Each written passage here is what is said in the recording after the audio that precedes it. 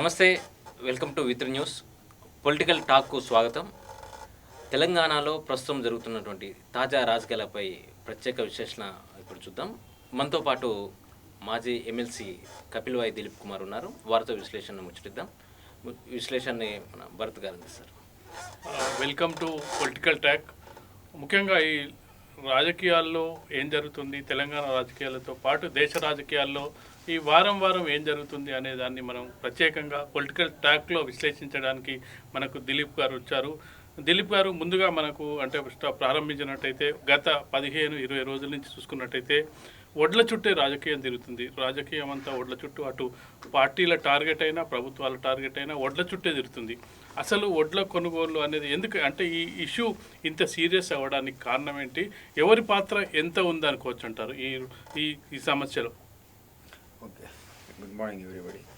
ఇప్పుడు ఒకటి, ఈ వడ్లు అనేది కొత్తగా ఇప్పుడే వచ్చేవి కాదు మార్కెట్కి. కొనుగోలు అనేది ఇవాడే మొదలు కాలేదు. ఇది చాలా సుదీర్ఘకాలంగా జరుగుతున్నట్టు ప్రక్రియ. ఇది ఈ దేశంలో ఉన్నటువంటి వడ్లు మనకు హర్యానాలో పండుతాయి, పంజాబ్లో పండుతాయి, నార్త్ ఈస్ట్ స్టేట్లో పండుతాయి, ఆంధ్రప్రదేశ్లో పండుతాయి, మన దగ్గర పండుతాయి, కర్ణాటకలో పండుతాయి. సో దీనికి ఒక ప్రాసెస్ ఉంది. ఈ ప్రాసెస్ ఏంటంటే గవర్నమెంట్ ఆఫ్ ఇండియా దాన్ని డిసైడ్ చేసింది చాలా ఏళ్ళ కింద. ఈ మనం బీజేపీ కూడా కనిపెట్టిన పాలసీ కాదు. అంతకుముందే కాంగ్రెస్ హయాంలోనే వాళ్ళు ఏం చేశారంటే ప్రొక్యూర్మెంట్ పాలసీని డిక్లేర్ చేశారు. సో కొన్ని రాష్ట్రాల్లో నార్త్ ఈస్ట్ స్టేట్స్ ఉన్నాయనుకోండి, వాళ్ళే ప్రొక్యూర్ చేసుకుంటారు. టార్గెట్స్ కూడా డిసైడ్ చేశారు, రేట్స్ కూడా డిసైడ్ చేశారు. దేశవ్యాప్తంగా స్థానికంగా ఉన్నటువంటి పరిస్థితులను బట్టి ప్రొక్యూర్మెంట్ రేట్స్ డిఫర్ అవుతాయి. అవి వీళ్ళు ఇక్కడ మన తెలంగాణ ఏంటంటే రాష్ట్ర ప్రభుత్వమే దీన్ని కొనుగోలు చేయాలి, కొనుగోలు కేంద్రాల ద్వారా. తర్వాత వాటిని ఎఫ్సిఐకి అప్పచెప్పాలి. అట్లా ప్రతి సంవత్సరం టార్గెట్ ఇస్తూనే ఉన్నారు. ఆ టార్గెట్లు పెంచుతూ వస్తుంటారు, దాన్ని ప్రొడక్షన్ బట్టి, దాని నెసెసిటీని బట్టి. సో ఈసారి కూడా గతంలో లాగా వీళ్ళు ఒక 41 lakh మెట్రిక్ టన్స్ కొనడానికి ఆదేశాలు ఇచ్చారు. ఎవరు? Government of India through FCI 41 lakh metric tons. Telangana ప్రభుత్వం ఏమన్నదంటే మా దగ్గర వరి అనేది ఎక్కువ వస్తుంది, అది కాక సమ్మర్లో వచ్చే ఈ వరిలో కొంత నూక పాలు ఎక్కువ ఉంటుంది. సో మా దగ్గర బాయిల్డ్ రైస్ మీరు కొంటే, పారాబాయిల్డ్ రైస్ మీరు కొన్నట్టయితే మాకు అనుకూలంగా ఉంటుంది, లాభం జరుగుతుంది, కాబట్టి మీరు కన్సిడర్ చేయండి స్పెషల్ కేసు కింద తెలంగాణ అని అన్నారు. దేశంలో ఎక్కడ లేని విధంగా తెలంగాణకు వాళ్ళు ఏం చేశారంటే, వాళ్ళ సీఎం రిక్వెస్ట్ చేశాడు కాబట్టి వాళ్ళు ఏమంటే 21 lakh మెట్రిక్ టన్స్, 21 లక్షల మెట్రిక్ టన్నులు మేము సరే బాయిల్డ్ రైస్ కూడా కొంటాం అని ఒక లెటర్ కూడా ఇచ్చారు. ఇప్పుడు మొన్న ఏప్రిల్లో. సో మొత్తం కలిపి 60 లక్షల మెట్రిక్ టన్నులు గవర్నమెంట్ ఇక్కడ కొనవచ్చు. ఇది ఇష్యూ అందరికీ తెలుసు. ఈయనే వాళ్ళు ఎఫ్సీ అన్నారు, దానికి లిఖితపూర్వకంగా ఈయన హామీ ఇచ్చి కూడా ఇచ్చి వచ్చారు. ఎవరంటే ఇక నుంచి మేము ఈసారి నెక్స్ట్ టైం నుంచి మేము బాయిల్డ్ రైస్ కొనమని మేము ఒత్తిడి కూడా తీసుకురామని లిఖితపూర్వకంగా రాసి ఇచ్చాడు. తెలియదు అంటే ఆ మాటని కేసీఆర్ గారు ఏమన్నారంటే మెడ మీద కత్తి పెట్టి సామాన్యుడు నువ్వు ముఖ్యమంత్రి కదా బాబు, నువ్వు బలేవు మెడ మీద కత్తి పెడితే నువ్వు విషయం చెప్పలేదు, మనకి ఎవరికి చెప్పలేదు. రాజకీయ ఎత్తుగడ అని అనుకోవచ్చు. రాజకీయ ఆ రోజు అవసరాన్ని బట్టి నువ్వు ఇచ్చొచ్చి ఈసారి అయితే కొనండి అంటే 21 lakh మెట్రిక్ టన్స్ దగ్గర లెటర్ తీసుకోవడానికి కోసం నీ ఎత్తుగడ కింద ఒప్పుకొని వచ్చి సంతకాలు పెట్టి ఇప్పుడు నా మెడ మీద కత్తి పెట్టాడు నువ్వు అంటే ఎట్లా సీఎం? అంటే ఇంకోటి కూడా ఇక్కడ విమర్శలు వస్తున్నాయి సార్. అంటే ఈ విషయం మీద మెడ మీద కత్తి పెడితే ఏ విషయాన్ని మీరు ఒప్పుకుంటారా అనేది కూడా క్వశ్చన్ మార్క్ కనబడుతుంది కదా. దానిపై మీరేమంటారు? అంతే అంటున్నా నేను. ఇప్పుడు ఆయన తన అవసరానికి అయితే ఒప్పుకోవడం, అవసరం లేకపోతే ఈ రకంగా తిరగబడటం, దాన్ని రాజకీయం చేయడం కరెక్ట్ కాదు. ఇప్పుడు మంత్రుల బృందం ఢిల్లీలో ఉంటాం, మంత్రుల బృందం అంటే దాన్ని అంటే ఇక్కడ ఇన్ని పనులు వదిలిపెట్టుకొని, మంత్రులు అంటే వాళ్ళ షెడ్యూల్స్ వాళ్ళకుంటాయి, ఇవన్నీ వదిలిపెట్టి అక్కడ ఉండి అంటే ఢిల్లీలో పోరాడాల్సినటువంటి మంత్రులు ఏమో గల్లీలో ఉన్నారు, ఇక్కడ ప్రజలకు సేవ చేయాల్సినటువంటి మంత్రులు ఏమో ఢిల్లీలో ఉన్నారు. దీన్ని ఏ విధంగా మనం అర్థం చేసుకోవచ్చు? నయంలేండి, ఇదివరకు ఊళ్ళలో ఉండేవాళ్ళు, ఇప్పుడు కనీసం పోయాడు ఢిల్లీలో ఉన్నారు. ప్రెస్ మీట్లో మాట్లాడే స్వేచ్ఛ అని వచ్చింది. అంతమంది వాళ్ళు ఇళ్లలో ఉండేవాళ్ళు, అధికారులు కూడా ఇళ్లలో ఉంటున్నారు. ప్రెస్ మీట్లలో కూడా వాళ్ళు చెప్పదలుచుకుంది చెప్తున్నారా అంటే అదే అంటున్నారు. ఇప్పుడు గవర్నమెంట్ ఆఫ్ ఇండియాని బ్లేమ్ చేయడానికి ఫస్ట్ టైం వాళ్ళకి వాక్ స్వాతంత్రం వచ్చింది. అంతమంది ఏ విషయం మాడడానికి కూడా అవకాశం. ఈటల రాజేందర్ లాంటి వాడు ఏమన్నాడు, అసలు నేను హరీష్ రావు అప్పుడు ఉన్న గంగుల కమలాకర్ పోతే ప్రగతి పొందరే మెట్ల దగ్గరే నెట్టేశారు, బయటకని కళ్ళ నీళ్ళు పెట్టుకున్నాం అన్నాడు. అది పరిస్థితి వాడు. ఇప్పుడు అట్లీస్ట్ ఈటల ఎపిసోడ్ తర్వాత జగదీశ్వర్ రెడ్డి గారు, ఈటల రాజేందర్, హరీష్ రావు అండ్ గంగుల కమలాకర్ ఏంటంటే మమ్మల్ని లోపలికి ఎంటర్ చేయలేదు, కళ్ళ నీళ్ళు పెట్టుకున్నారట. అప్పుడు ఎంట్రీ చేయలేదు. అది ఈ సందర్భం వేరు మళ్ళా. అంటే హరీష్ రావు గారు, జగదీశ్వర్ రెడ్డి గారు ఈయన బయటికి రాకముందు సంగతి ఈటల కూడా అదే అధికారంలో ఉన్నాడు. హరీష్ సో మంత్రి ఇంటర్నల్ గా చాలా పాలిటిక్స్ ఉన్నాయి. ఎమ్మెల్యే ఉంటాడు ఏదో సంథింగ్. ఆ టైంలో మంత్రులుగా వాళ్ళు పోయి కలుద్దామంటే అసలు ప్రగతి భవన్లో ఎంట్రీ లేదట. హరీష్ లాంటి వాడు కళ్ళ నీళ్ళు పెట్టుకున్నాడు. ఇక్కడ సార్ జనరల్గా ఫిబ్రవరిలో అధికారుల స్థాయి లో చర్చలు జరుగుతుంటాయి. ఈ సంవత్సరం మేము ఎంత పండిస్తాం, ఎంత ప్రొక్యూర్మెంట్ ఇస్తాం, మీరు ఎంత ఒప్పందాలు చేసుకుంటారని చెప్పి యాసంగికి సంబంధించి కూడా ప్రతి రాష్ట్ర ప్రభుత్వం నుంచి ప్రతిపాదనలు వస్తాయి. కానీ ముందే మాకు చెప్పాలి యాసంగిలో ఎంత పండించాలంటే ఇప్పటికీ రేవంత్ రెడ్డి అడుగుతుండే అసలు మీరు ఎంత కొన్నారు, ఎంత ఇచ్చారు, ఇంకెంత పంట వస్తుంది, మీరేం గవర్నమెంట్ ఆఫ్ ఇండియాకి ఏం లెటర్ ఇవ్వకుండా ఊరికేనే మీరు ఎంత పండితే అంత కొనాలని చెప్తున్న ప్రభుత్వం దగ్గర లెక్కలే ఉన్నాయని అడిగితే దానికి సమాధానం చెప్పకుండా కేవలం కొంటారా కొనరా ఈ ఒక్క పదం మీదే రాష్ట్ర ప్రభుత్వం ఎందుకు నడుస్తుంది అంటారు? అందుకే చెప్తున్నా మీకు 60 lakh మెట్రిక్ టన్స్ ప్రొక్యూర్ చేయడానికి ఆల్రెడీ మీ దగ్గర లిఖితపూర్వకంగా ఒక రకంగా ఎఫ్సీఏ యొక్క స్టేట్మెంట్ ఉన్నా కూడా మీరు అసలు కొన్నది 35 లక్షల టన్నులని పీయూష్ గోయల్ పార్లమెంట్లో ప్రకటించాడు. మాకు ఇవ్వాల్సిన ఇంతవరకు కొనియలేదు వీళ్ళు, అనవసరంగా మళ్ళీ బ్లేమ్ చేస్తున్నాడు. పార్లమెంట్ సాక్షిగా చెప్పాడు ఆయన, బయటకు వచ్చి ప్రెస్లో కూడా చెప్పాడు. అన్నెసరిగా మమ్మల్ని బ్లేమ్ చేస్తున్నారు. It's a continuous process. Telangana బియ్యాన్ని కొనమని మేము చెప్పలేదు, కానీ ఇక్కడ ఉన్నటువంటి పరిస్థితి కూడా మనకు తెలుసు. వీళ్ళు ఫ్రీగా కరెంట్ ఇచ్చారు, ఇన్సెంటివ్స్ ఇచ్చారు, రకరకాల నీరు అందుబాటులో వచ్చింది. 7 సంవత్సరాలు continuous rainfall. Last year 60 lakh metric ton production ఉంటే ఈసారి 1,50,000 1,50,00,000 టన్నుల మెట్రిక్ టన్నులు వచ్చింది. అంటే 3.5 టైంలో ఎక్కువ వచ్చింది. వీళ్ళ దగ్గర స్టోరేజ్ కెపాసిటీ ఎంత ఉంది? 60కి ఉంటే 120 చేసుకున్నారు. 100% దీన్ని పెంచుకున్నారు. కానీ దగ్గర 300% మార్కెట్లో ఉంటే న్యాచురల్ కొనే పరిస్థితి లేదు, స్టోరేజ్ ఫెసిలిటీ లేదు.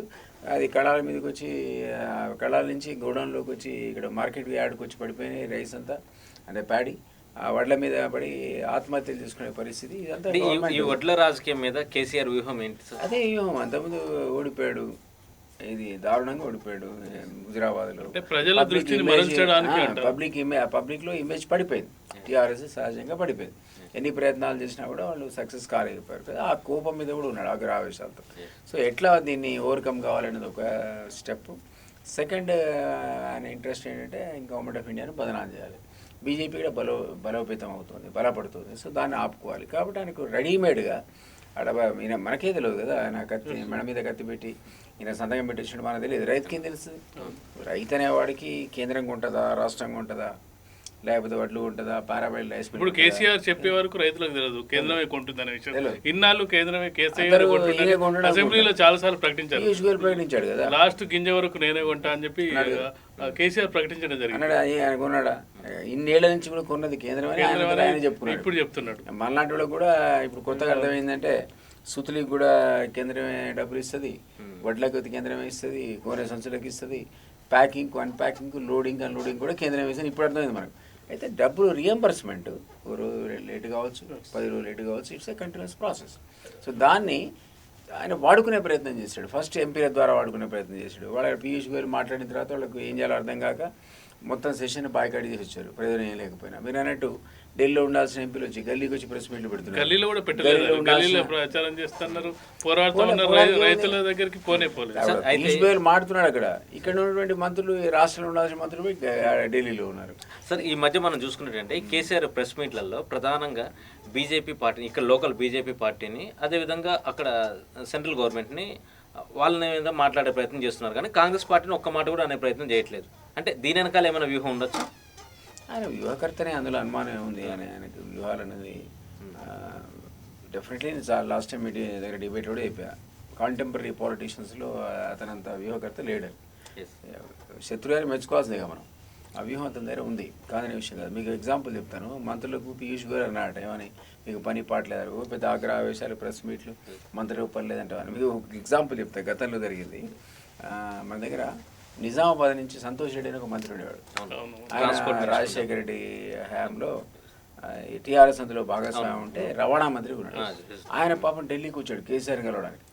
ఒక రోజు అయింది, 2 రోజులు అయింది, 3 రోజులు అయింది. ఆయన మంత్రిగా ఉన్నప్పుడు సిట్టింగ్ అప్పుడు సెంట్రల్ మినిస్టర్ ఉన్నారా KCR? Central minister, labour minister. Okay okay. ఈయన ఆయన కలిసింది లేదు, అపాయింట్మెంట్ ఇచ్చింది లేదు. రోజు అడుగుతున్నాడు. నా రూమ్ రోజు వచ్చేవాడు. దిలీప్ ఏంటంటే అపాయింట్మెంట్ అడుగుతున్నా, చెప్పు నువ్వు కూడా అంటే సాక్షాత్ ఒక మంత్రి.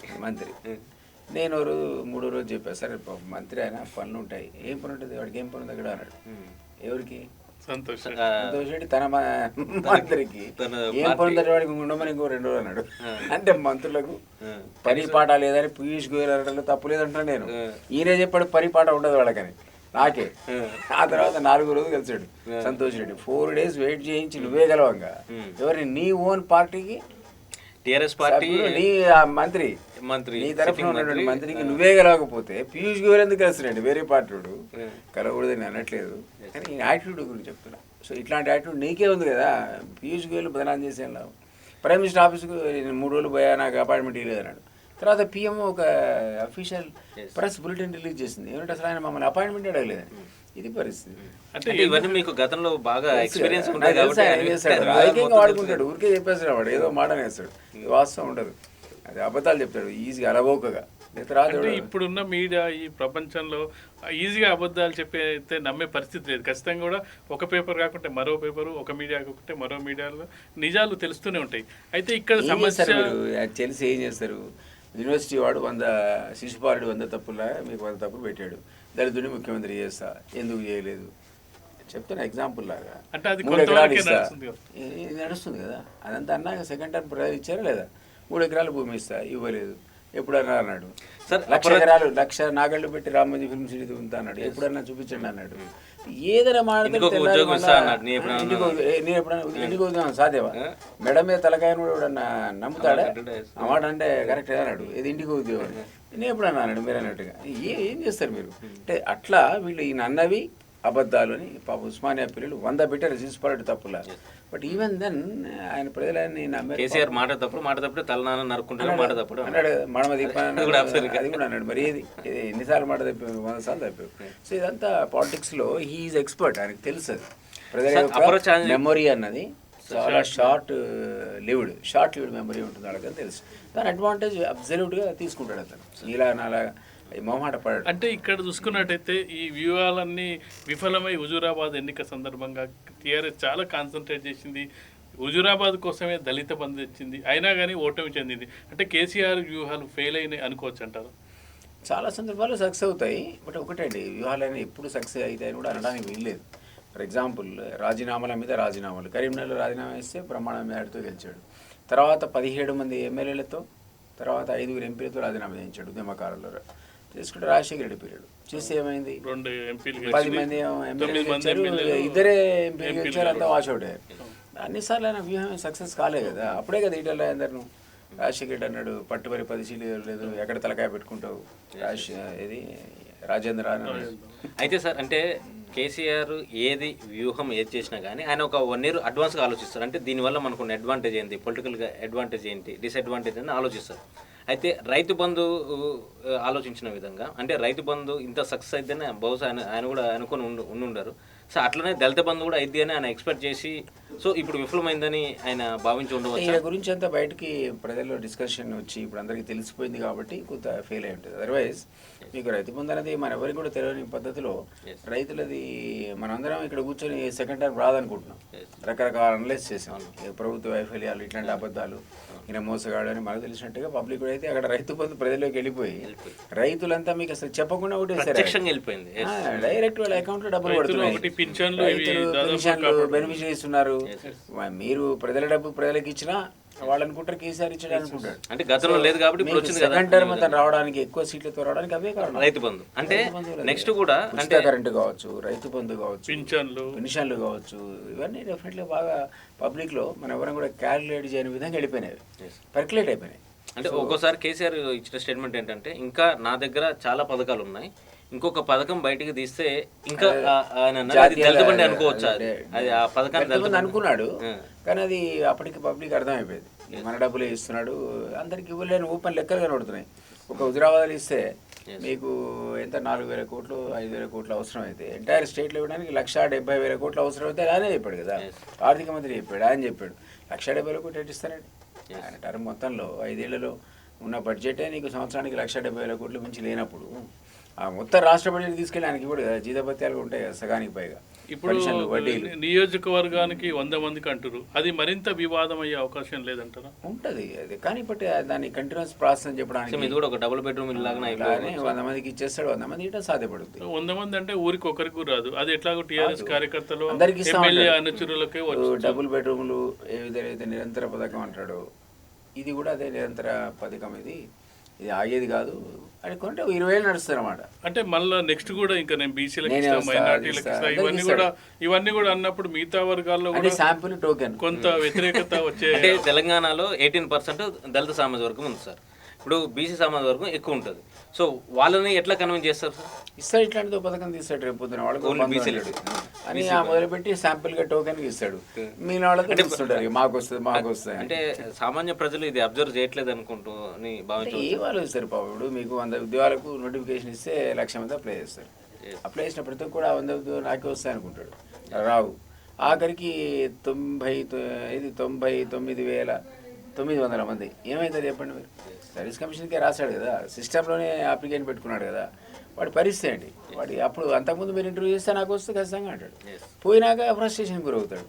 ఆ తర్వాత తన ఆప్షన్స్ వేరే ఏమున్నాయో చూసుకుంటాడు, ఏది లేకపోతే ఇంట్లో పోయి వ్యవసాయం చేసుకుంటాడు. సో ఇవన్నీ జరిగినట్టే కేసీఆర్గా తెలుసు అది ఎక్కడ ఊరించాలి ఎక్కడ లాలించాలి, అందులో అతను ఎక్స్పర్ట్. సో దాన్ని మభ్యపెట్టి మోసం. అందుకే నేను గతంలో ఒకసారి మీతో అన్నా, అసలు ఆ తెరాస పార్టీయే అబద్ధాల పునాది మీద ఏర్పడ్డ పార్టీ. అది ఏది కరెక్ట్ కాదు వాళ్ళు చెప్పింది. ఈవెన్ తెలంగాణ వస్తే బంగారు తెలంగాణ అయింది, సామాజిక తెలంగాణ అయింది, నిజమా ఇవన్నీ? ఆ రోజే తెలుసు ఆయనకి ఇది కావాలి. కానీ మరి దాన్ని ఇట్లా పరిస్తే వారందరం పరిగెత్తి అధికారంలో తను రావడానికి కుటుంబం రావడానికి అన్నిటికీ మనందరం కూడా నిజమే అనుకున్నాం కదా, పోయి దాన్ని బట్టి పరిగెత్తాం కదా అందరం. పరిగెత్తి ఆఖరికి అధికారం వచ్చినాక ఉద్యమకాల పక్క పెట్టేసి వేరే వాళ్ళని తీసుకొచ్చి ఆయన అధికారం చలాయిస్తున్నాడు. మనం అందరం బాధితులే, అందరూ including you, me and every common citizen. వాళ్ళందరూ మోసపోయారు సార్. అంటే ఈ మధ్య కేసీఆర్ అంటే ఎన్నడూ లేని విధంగా వెళ్ళి చెన్నై వెళ్ళి ఫ్యామిలీతో చెన్నై వెళ్ళి తమిళనాడులో స్టాలిన్ని కలవటం, అంటే దీని వెనకాల ఏమైనా రాజకీయ కోణం ఉందంటారా? కేసీఆర్ అనేవాడు ఎప్పుడు కూడా పాలిటిక్స్ ఆలోచిస్తాడు, వేరే ఏం ఆలోచించారు? వేరే ఆలోచించాడు. 24/7 బ్రెయిన్ అది. నాకు వెనకటికి మీకు చెప్పాను లేదో అన్నాడు, ఢిల్లీలో ఆయన వచ్చినప్పుడు అవైలబుల్ ఉండేవాడు కాదు. మధ్యాహ్నం 12ంటికి లేస్తే బయటకు వచ్చేవరకు 2-3 అయ్యేది. మళ్ళీ 7 కాగానే సెషన్ స్టార్ట్ అయ్యేది. ఈ మధ్యలోనే యాక్టివ్ ఉండేవాడు 3-4 అవర్స్. ఢిల్లీ చేసిన పాలిటీషియన్ ఒక ఆయన అన్నాడు, ఈయన లేచేది ఎప్పుడు, ఈ దేశానికి లేబరు పరిశీలన చేసేది ఎప్పుడు, ఈయన బయటకు వచ్చేవారు 2:30 అయితే 5ంటికి ఆఫీస్లో క్లోజ్ అయితే ఏం కావాలి ఈ దేశం అన్నాడు. పక్కోడు అన్నాడు, ఆయన పడుకుంటేనే మంచిది, ఎందుకంటే 4 గంటలు పనిచేస్తే ఆంధ్రప్రదేశ్ అంతా అంటుకుంది, ఈయన 18 గంటలు పనిచేస్తే దేశం అంతా అంటుకుంది అన్నాడు, అంటుకుంటుంది అన్నాడు. అట్లా ఇట్స్ పొలిటికల్ బ్రెయిన్ అది. సో ఏదో రంగా అంటిస్తాడు, అది మంచి కాదు చెడు కాదు పక్క పెట్టాడు. సో అంతే ఊరికేనే పోయి స్టార్ని కలిసి ఇస్తాడు, టైంపాస్ కానీ అనుకోను. అంటే గతంలో మనం చూసుకున్నట్టయితే కొంత హడావుడి చేయడం జరిగింది. ఈ ఫెడరల్ ఫ్రంట్ అసలు కాంగ్రెస్కు బీజేపీకి వ్యతిరేకంగా ఫెడరల్ ఫ్రంట్ రావాలని చెప్పడం జరిగింది. అసలు ఢిల్లీలో చక్రం తిప్పుతా అని చెప్పడం జరిగింది. ఇక బీజేపీకి కంఫర్ట్ మెజారిటీ రావడంతో దాని ప్రయత్నాలు వెనక్కి తగ్గాయి. మరొకసారి బీజేపీకి వ్యతిరేకంగా పోరాడుతానని చెప్తున్న కేసీఆర్ కాంగ్రెస్ని ఒక్క మాట అనట్లేదు. ఏమైనా యూపీఏతో కలిసే అవకాశం ఉందంటారా ఫ్యూచర్లో? చెప్పలేము, ఆయనకు ఆప్షన్. ఇప్పుడు గవర్నమెంట్కి వ్యతిరేకంగా అయితే పోరాడగలుగుతాడు, కానీ అపోజిషన్తో ఇప్పటికిప్పుడే యుద్ధం ఎందుకు ప్రకటించాలని అదొక కారణం కావచ్చు. ప్లస్ ఇంతకుముందు గతంలో చూసాం కదా, ఆయన టీడీపీని డిమాలిష్ చేయడానికి మొత్తం టీడీపీని అసెంబ్లీలో విలీనం చేశాడు. తర్వాత కాంగ్రెస్ వాళ్ళందరూ తీసుకొచ్చి ఇందులో అప్పుడు అటెంప్ట్ చేశాడు కాంగ్రెస్ డిమాలిష్ చేయడానికి. బీజేపీలో ఇచ్చింది దాంతో. బీజేపీ అంటే ఈ వ్యూహాలన్నీ వ్యాక్యూమ్ అనేది వస్తుంది ఆ సొసైటీలో, వ్యాక్యూమ్ ఏదో పాటు నింపాలి కదా. ఈ వ్యూహాలు అది ఎటు వచ్చింది, బీజేపీ లేవడానికి బలపడడానికి ఉపయోగపడదు. ఇప్పుడు ఇవ్వలేదే కాంగ్రెస్ చేసాడు, పోనీ వాడు బతకని అనవసరంగా బీజేపీ బలపడుతుంది అనుకున్నట్టు అనుకుని ఉండొచ్చు. I don't know.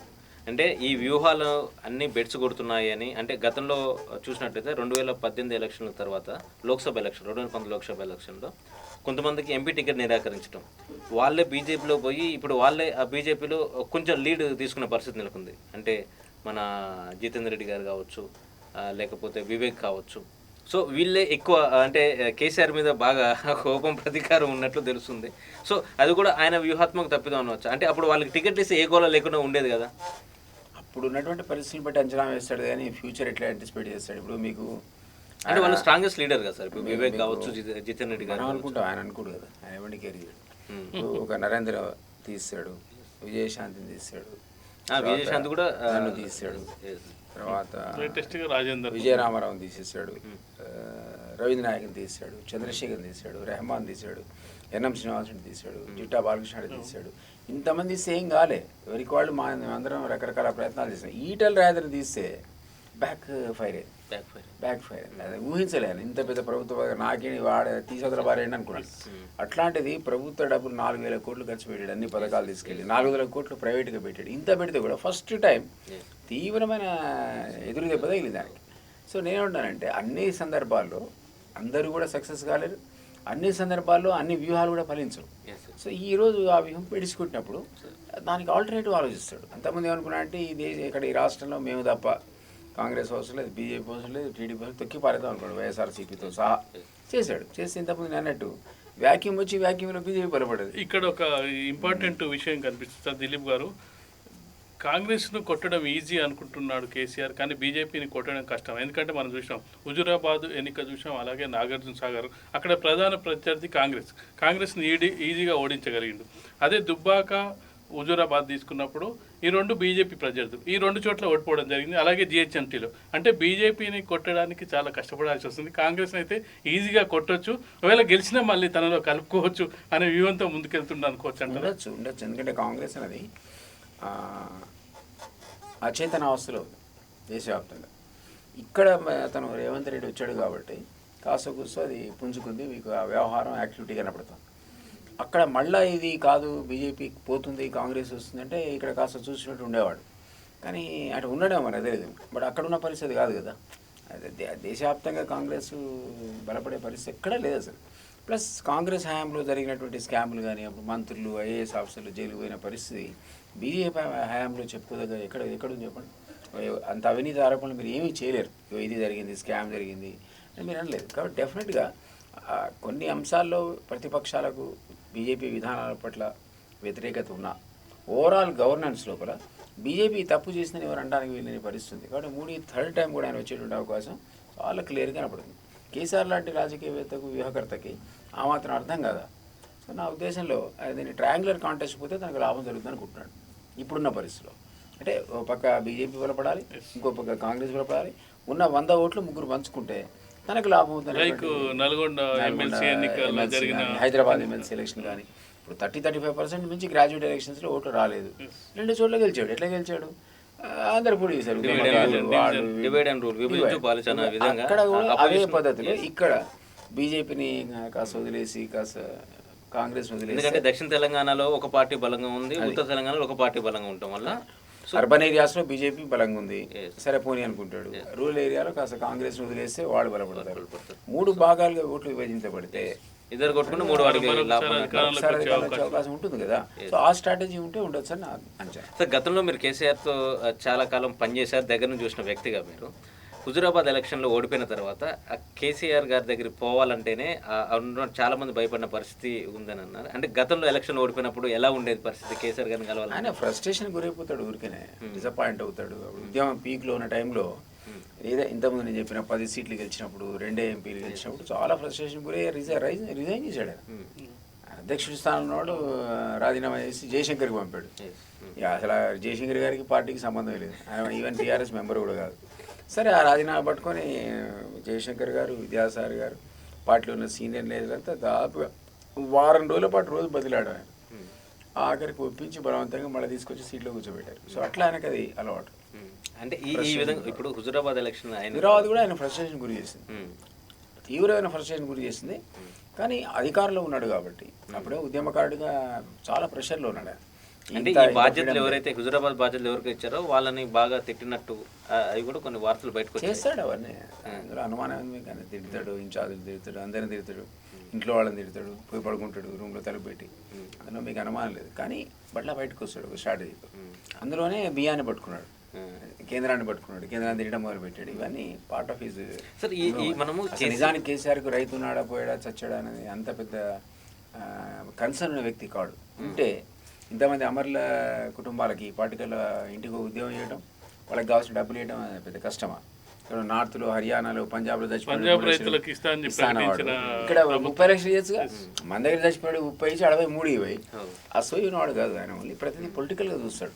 అందువల్ల నాకు తెలిసి మీరు అన్నట్టు ఆ ఫ్రస్ట్రేషన్ గురై వ్యూహాన్ని, కొత్త వ్యూహాలు రచించుకొని బయటికి రావడం. అంటే ఈ వ్యూహాల్లో ఏమవుతుంది అంటే ప్రజలకి అర్థమయ్యే విధంగా ఉంది. అంటే ఈ రైతు చట్టాలకు నేను అనుకూలమని ఒకసారి చెప్పారు, తర్వాత వ్యతిరేకమని ఒకసారి చెప్పారు, ఆ తర్వాత మళ్ళీ ఇప్పుడు వచ్చేసి మళ్ళీ ఇక్కడ ధర్నా చేశారు. అవసరం ఈ రైతు దీక్ష విరమించకపోతే నేను పోయి అక్కడ ధర్నా సంఘీభావం ప్రకటిస్తా అన్నారు. అంటే ఈ వ్యూహాలన్నీ ప్రజలకి అర్థం అవ్వట్లేదా? అంటే ప్రజలు పెద్దగా పట్టించుకోరు. ఓవరాల్గా ఏంటంటే వాళ్ళకి జరుగుతున్న లాభం ఏంటి, ఇమ్మీడియట్గా ఒకటంటే స్థానికంగా వాళ్ళకి ఏమైనా ఇబ్బంది జరుగుతుంది అనేది ప్రజలు చూస్తారు. ఇప్పుడు హయ్యర్ లెవెల్ లోపల జరిగేటువంటి మ్యానిపులేషన్స్ కానీ, కరప్షన్స్ కానీ వాళ్ళు పెద్ద పట్టించుకోరు. ఎందుకంటే వాళ్ళు ఏమనుకుంటారు, అంతా రాజకీయ నాయకులంతా కరప్టే అనుకుంటారు, అన్ని పార్టీలు ఇంతే అనుకుంటారు. సో ఉన్న దాంట్లో నాకు ఏం ఇచ్చాడు, ఇంతకుముందు మీరు అన్నటువంటి రైతు బంధు కానీ, ఇంకేమైనా రకరకాల పెన్షన్స్ కానీ, వృద్ధాప్య పెన్షన్లు కానీ, పెంచినటువంటి వాట్ ఎవర్ అట్లా ఆయన అంటే అందులో కూడా కొన్ని లోపాలు ఉన్నాయి కదా సార్. 2018లో అధికారంలో చేపట్టినప్పుడు 57 ఏళ్ళ పై వాళ్ళకు పెన్షన్ ఇస్తా అని చెప్పాడు. కొత్త పెన్షన్స్ ఇప్పటి వరకు ఈ 3 ఏళ్ల కాలంలో కొత్త పెన్షన్ ఒకటి కూడా శాంక్షన్ కాలేదు. కేవలం హుజూర్ నగర్, హుజూరాబాద్ ఎన్నికల సందర్భంలో కొన్ని పెన్షన్స్, అలాగే 1,00,000 లోపు రుణమాఫీ అన్నాడు, అది కూడా 50,000 లోపు అన్నారు, అందులో కూడా అందరికి రాలేదు. అంటే అందులో కూడా కొన్ని లోపాలు ఉన్నాయి. ఇది కూడా రైతులకు కానీ పెన్షనర్లకు కానీ ఇబ్బంది, ప్రజా వ్యతిరేకత రాదంటారా? వస్తుంది అని బిల్డప్ అవుతుంది దాని మీద వ్యతిరేకత. గతంలో ఉన్నటువంటి పాజిటివిటీ ఈరోజు టీఆర్ఎస్కి లేదు. అన్ఫార్చునేట్లీ టీఆర్ఎస్ పార్టీ కూడా సంస్థాగత నిర్మాణం ఉన్న పార్టీ కాదు. ఎందుకంటే సంస్థ లీడర్స్ ఉన్నారు ఎక్కువ, అంతా బయట వాళ్ళే, వలస పక్షులు.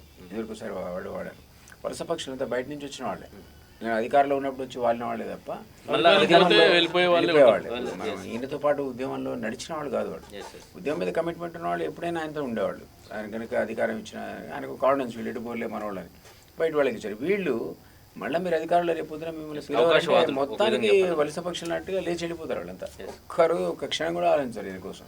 సార్ మీరు చెప్పండి, అంటే కేసీఆర్ గారు ఒక 6 monthsకి ఒకసారి సర్వే చేస్తారు, ఏ నియోజకవర్గంలో ఏ ఎమ్మెల్యే పరిస్థితి ఎట్లుంది ఏంటని. అది నిజమేనా సార్? అది చేస్తాడు ఆయన సర్వే, ప్రైవేట్ సర్వే చేస్తాడు, అఫీషియల్ సర్వే చేస్తాడు. బిఫోర్ కూడా చేసేవాడు. నేను కూడా నా ద్వారా కూడా 10 కాన్స్టిట్యున్సీలో సర్వే చేయించాడు. ఒక్కొక్కరికి ఒక బాధ్యత చెప్తాడు, నువ్వు 5 కాన్స్టిట్యున్సీలు నాకు సర్వే చేయి, నువ్వు ఈ పది చేయి. నేను ఉద్యమ కాలంలో చేసేవాడు. నేను 10 కాన్స్టిట్యున్సీలు ఆ రోజులు ఉద్యమంలో సర్వే చేసి ఇస్తేనే కదా కేటీఆర్ డిపాయిట్ రాదని చెప్పింది నేను అప్పుడే. అప్పుడు ఆయన పార్టీ అంటే కేటీఆర్ దూరం. ఆయన అప్పుడు వెంటనే దాన్ని పట్టుకున్నాడు, చూసి సీరియస్ చదివి పిల్లవాడిని పిలిచారు, నువ్వు వద్దు ఎంపీ, నువ్వు సిరిసిలో పోనాడు. ఆ కరీంనగర్ ఓడిపోయే సీట్ అంటే మీలో ఈ కోణం ఉందని మాకు ఇప్పుడే అర్థం. ఎందుకంటే నేను చేయలేదు, నాకు తెలిసి సిరిసిల్ల కూడా మహేందర్ రెడ్డికి ఫస్ట్ డిక్లేర్ చేసిన తర్వాత ఈ కొడుకు కోసం మహేందర్ రెడ్డి కాదండి. అప్పుడు మహేందర్ రెడ్డి సీనియర్ పనిచేశాడు, ఉద్యమకారుడు. ఆయన పక్క పెట్టేసి అప్పుడే వచ్చిన కొడుకు ఇచ్చాడు కదా. సో అప్పుడే 230 ఓట్లతో 150 ఓట్లతో గెలిచాడు. But whatever it is, గెలవకపోయి ఉంటే రాజకీయ జీవితం ఖతం అయిపోయి ఉండేది. అక్కడ రాజకీయ జీవితం స్టార్ట్ అయింది. అంటే ఇప్పుడు కూడా అదే పరిస్థితి ఉంది. చేసి ప్రతి 6 నెలలకు ఒకసారి అంచనా వేస్తాడు, సర్వే రిపోర్ట్ తెచ్చుకుంటాడు, రివ్యూ చేసినట్టుగా కనపడాడు, అవసరమైతే రివ్యూలు చేయిస్తాడు కూడా. అది అతనికి ఆ ప్రతిభ ఉంది. ఏదో అంటే కేసీఆర్ ఏదో స్తబ్దుగా ఉండు అనుకుంటారు, కానీ ఈ రాజకీయంగా ఏం చెయ్యాలో అది ఆ వ్యూహాలు పొలిటికల్ బ్రెయిన్ అతన్ని. ఎప్పుడు పాలిటిక్స్ ఆలోచిస్తాడు, ఇంకోటి ఆలోచించాడు. అసలు ఈ వ్యక్తిగత సంబంధాలు కానీ, కుటుంబంలో ఆబ్లిగేషన్స్ కానీ, పెళ్ళిళ్ళు కానీ ఎప్పుడు అసలు ఎవరు గో దాని మీద ఫోకస్. ఇప్పుడు ఫోకస్ అంతా బీజేపీని ఎలా దెబ్బతీయాలి, బీజేపీ ఇక్కడ ఎదుగుతుంది, బీజేపీని ఎదగకుండా చూడాలి అనే టార్గెట్ లో బాగా చూస్తాడు. ఇట్లా చూసి బీజేపీ అయితే దీన్ని దొక్కడం, కాంగ్రెస్ అయితే వాడిని దొక్కడం, ఇట్లా ఆలోచిస్తున్నాడు. పొద్దున్నే సరే కార్యక్రమం మీద మీ పేపర్లను చదువుతాడు, మీ ఛానల్ని చూస్తాడు, ఎవరికి తెలియని విషయం అన్నీ చూస్తాడు ఆయన. సో అంటే దీనికి సంబంధించి కొద్దిగా రికవరీ చేసుకోవడానికి వీళ్ళని ఉంటాయి, ఆ ప్లాన్స్ చేసుకుంటారు. అదేవిధంగా దీంట్లో భాగంగానే ఇప్పుడు కార్పొరేషన్ చైర్మన్లు ఇస్తున్నారు, కొంతమంది ఉద్యమకారులను ఇచ్చే ప్రయత్నం చేస్తున్నారు. అది నేను కూడా ఆశ్చర్యపోయినా, చాలా మందికి ఇచ్చాడు నిన్న మొన్న. మామూలుగా పట్టించుకోడు, కేర్ చేయడు, తిరగని అనుకుంటాడు. ఇప్పుడు ఇవ్వడం మొదలు పెడితే అంటే విద్యార్థులు అరే ఈయనకి ఇచ్చిండు, ఎట్లా ఇచ్చిండు అనే విధంగా కూడా మన ఆశ్చర్యాలు చేసింది. అదేంటంటే ఆయన రాజకీయం ఉన్న 50-100 పనిచేస్తే చాలా మంది శత్రువులు అవుతారు అనుకుంటాడు. డాట్ చేసి చివరికి 1 year 1.5 year ఇస్తే వీడు అవతల వాడు రియాక్ట్ అవ్వడానికి కూడా టైం ఉండదు అనమాట. Yes, yes. ఇప్పుడు సీట్ కూడా లాస్ట్ మినిట్లో బీఫారం ఇచ్చాడు ఆ రోజుల్లో. ఇక రేపే నామినేషన్ లంఘిస్తే అవతల వాడు పోదామంటే కూడా ఇంకో పార్టీకి పోలేని పరిస్థితి క్రియేట్ జితేందర్ రెడ్డికి చేస్తాడు. అదే పరిస్థితి అట్లా వచ్చినట్టు చేశాడు మామూలు అంటే నాంచుడు ధోరణి ఎక్కువ ఉంటుంది అంటారా? మామూలుగా చేసేవాడు అట్లా, అతనికి అలవాటు ఉంది. సో ఇప్పుడు ఈ మధ్యలోనే మొదటిసారి నేను చూసింది కాన్ఫిడెంట్గా 3 నెలల ముందు ప్రకటించాడు అభ్యర్థులు. దానివల్ల అతనికి లాభం ముందు సెలక్షన్లో 2018లో ముందు అందరు సిట్టింగ్లు అందరికి నలుగురికి మార్చి 105 seats S S at a time 3 నెలల ముందు వేరే పార్టీలు కూర్చొని మాట్లాడుకుని అభ్యర్థులు చెప్పడానికి ఇంకా 2 నెలలు పట్టింది. ప్రజా వ్యతిరేకత ఉన్న వాళ్ళని కూడా ప్రకటించడం జరిగింది ఆ టైంలో. ఆ వేవ్లో వెళ్ళిపోయారు. Yes, ఆ వేవ్లో వెళ్ళిపోయారు. కొండ సురేఖ లాంటి వాళ్ళు కొంతమందికి టికెట్ ఇవ్వకుండా ఆపేసి చేశారు. 5 సీట్స్ అనుకుంటా ఆపాడు. కొంత మార్చిండు. ఈ శోభా బోడిగా బాల్క సుమన్ను తీసుకొచ్చి స్ట్రాటజీ MP నుంచి తీసుకురావడం జరిగింది. ఫస్ట్ టైం చూసి ఆయన మార్చుకోవడం స్ట్రాటజీ. అదర్వైజ్ ఆయన ఎప్పుడు కూడా నామినే అదేమంటారు నోటిఫికేషన్ వచ్చినాక ఇస్తాడు బీఫారాలు, అప్పుడు ఆగిపోయాడు. అంటే ఇప్పుడు కూడా 40 మంది సిట్టింగ్లకు కోత పెడుతుండు, 40 మంది మీద చాలా తీవ్ర వ్యతిరేకత ఉంది అనేది ఇప్పుడు రిపోర్ట్స్ ఉన్నాయని. అంటే ఒకేసారి 40 మందిని మార్చే అవకాశం ఉందంటారా? I don't believe. నాకు తెలిసి అయితే ఒక 10 మందిని 15 మందిని మార్స్తాడు. 200 వాళ్ళకి ఇస్తాడు. ఆయనకు కాన్ఫిడెన్స్ ఎవరినైనా గెలిపించుకోగలుగుతాను కాన్ఫిడెన్స్ ఉంటుంది. ఇప్పుడు అంటే ఆయన బొమ్మ చూసి గెలుస్తారు. తన ఇమేజ్ తన వల్ల గెలిచాడు తప్ప వాడిదే ఉందనే టైప్లో ఉంటాడు ఆయన. Yes, yes. సో అందువల్ల పెద్దదాన్ని పట్టించుకోడు. ఈటల రాజేందర్ విషయంలో కూడా నన్ను చూసి గెలిపించారు, కారును చూసి గెలిపించారు అనే దీంతో ఫస్ట్ టైం అక్కడ దెబ్బతిన్నాడు. చాలా అంటే బాగా డ్యామేజ్ అయిందంటూ తెలుసు. బాగా డ్యామేజ్. పార్టీకి ఆయన ఆత్మస్థైర్యాన్ని దెబ్బతీసింది ఈ విక్టరీ, ప్లస్ డబ్బులు పెట్టి గెలవలేమనేటువంటి ఒక మెసేజ్ మాత్రం, కొత్త కాన్సెప్ట్, కొత్త పథకం అది. మళ్ళా రాబోయే ఎలక్షన్లలో సేమ్ అలాగే ఉండే పరిస్థితి ఉండొచ్చు అంటారా? అక్కడ చెప్పలేవు. వ్యవహారం అయితే మారింది కదా. ఇదివరకు లాగా డబ్బులు పెడితే గెలుస్తాం, లేకపోతే ఊరికి అధికార పార్టీ సీఎం ఇవ్వడానుకుంటే వాడిని గెలిపించుకుంటాడు. ఎందుకంటే దళిత బంధు ప్రవేశపెట్టిన ఊర్లో కూడా చాలా బీజేపీకి 100% అక్కడ డిస్ట్రిబ్యూషన్ కూడా అయిపోయింది. అక్కడ బీజేపీకి కోట్లు. సో వాడు డబ్బులు తీసుకొని కూడా వేయలేదు. సార్ మీరు పర్సనల్గా చెప్పండి, అది బీజేపీకి చూసి వేసిన ఓటా లేకపోతే ఈటెల రాజేందర్కి చూసి? ఈటెల రాజేందర్కి డెఫినెట్లీ లాట్ ఆఫ్ ఇన్ఫ్లుయెన్స్ ఉంది. బీజేపీ అక్కడ సంస్థ నిర్మాణం ఉంది, అది మా ఓట్లే అని నేను ఎట్లా అంటాను అంటే ఇల్లాజికల్ అవుతుంది. డెఫినెట్లీ బీజేపీ ఒకటే అండి, నేషనల్ పార్టీలో అతను కాంటెస్ట్ చేయడం వల్ల గెలిచాడు. అదే బీజేపీ కాకుండా ఇండిపెండెంట్గా పోయినా లేదా తన సొంత పార్టీ తను ప్రమోట్ చేసినా ఈటెల రాజేందర్ గెలిచేవాడు కాదు. ఈయన క్రష్ చేసినవాడు అతను. ఒక నేషనల్ పార్టీ అయినవరకల్లా ఒక నెట్వర్క్ ఉంటుంది, ఎస్టాబ్లిష్డ్ ఓటు బ్యాంక్ ఉంటుంది. ఆ ఓటు బ్యాంక్ ఉన్నా లేకున్నా జాతీయ నాయకులు వస్తారు ప్రచారానికి, ఒక ఇమేజ్ అట్మాస్ఫియర్ క్రియేట్ అవుతుంది. ఇప్పుడు గతంలో మరి బీజేపీ జాతీయ పార్టీ కదా, జాతీయ నేతలందరూ పోయారు ఇక్కడికి, పెద్ద పెద్ద నాయకులు ఇంక్లూడింగ్ గవర్నర్ గుండి కూడా ఆయన కూడా ప్రోగ్రామ్ అటెండ్ అయ్యాడు. దత్తాత్రేయ, కిషన్ రెడ్డి తిరిగాడు, ఈ వాడ ఇల్లు అంతా. సో ఆ అట్మాస్ఫియర్ మీరు ఒక వ్యక్తి అప్పటికప్పుడు క్రియేట్ చేసుకోలేడు. కాబట్టి ఈటెల రాజేందర్ అనేవాడు అయితే కాంగ్రెస్ ద్వారానే గెలిచి ఉండాల్సి ఉంటే, లేదా బీజేపీ ద్వారా గెలిచాడు.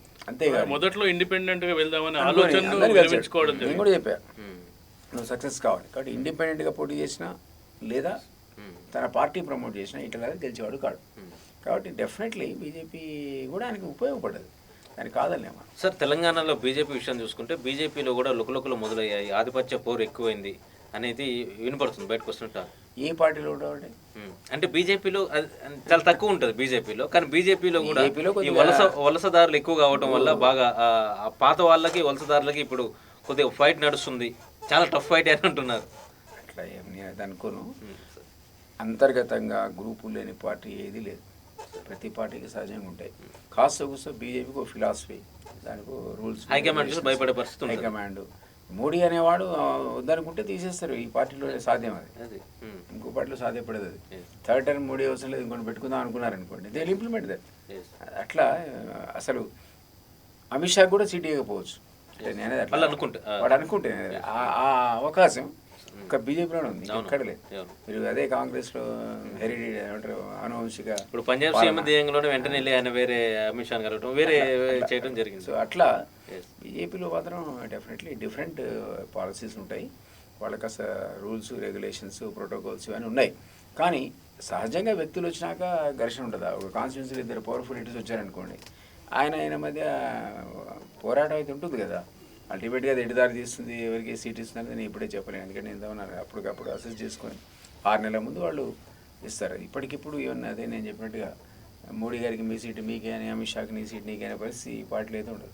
తెలంగాణలో ఇంకా కొత్త పార్టీలు వస్తున్నాయి సార్. బీఎస్పీ పార్టీ కావచ్చు, వైఎస్ఆర్టీపీ కావచ్చు, అదేవిధంగా కొన్ని పార్టీలు వచ్చే అవకాశాలు ఉన్నాయి. ఈ 2 పార్టీలు ప్రజెంట్ ఉన్నాయి. అంటే మన కాంగ్రెస్ కావచ్చు, బీజేపీ కావచ్చు, టీఆర్ఎస్ ఆల్రెడీ ఉన్నాయి.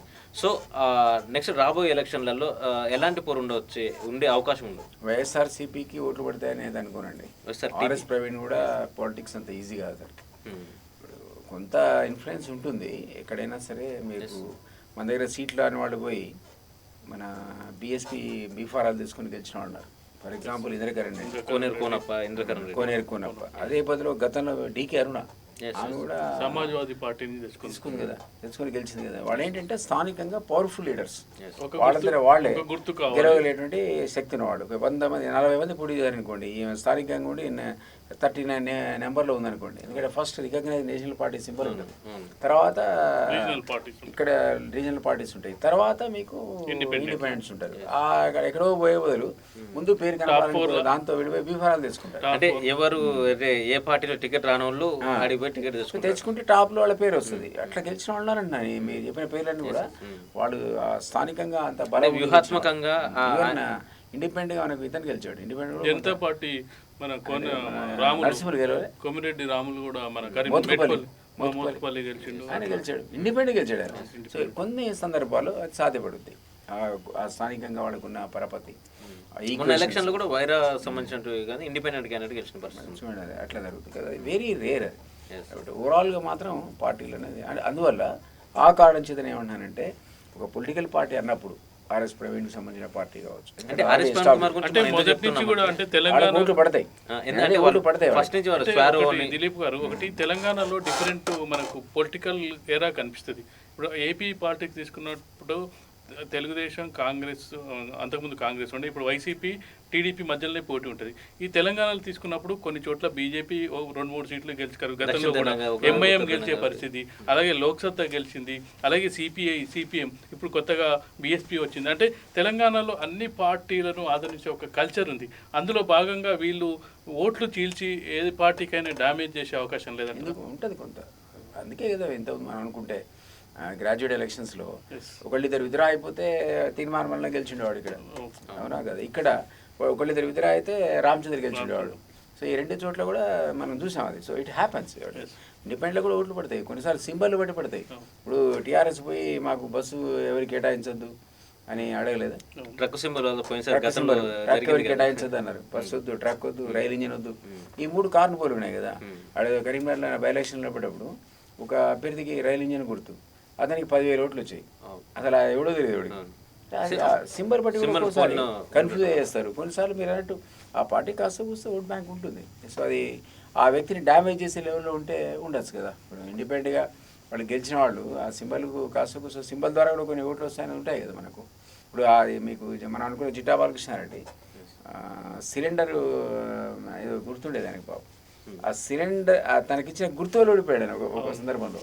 అంతకుముందు ఆయన ఇండిపెండెంట్ గా పోటీ చేశాడు, భువనగిరి చేస్తే అతనికి ఏదో గుర్తు కేటాయిస్తే కన్ఫ్యూజ్ అయ్యారు పాపం.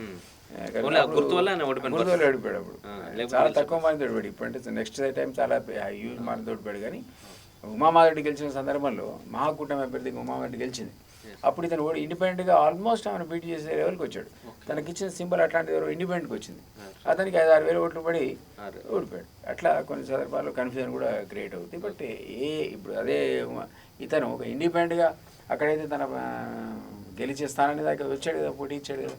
మీకు ఇంతెందుకు బాల్కొండలో బీఎస్పీని తీసుకున్నాడు అతను, రెడ్డి గారు. ఆరెంజ్ అనే బస్సెస్కు ఓనరు.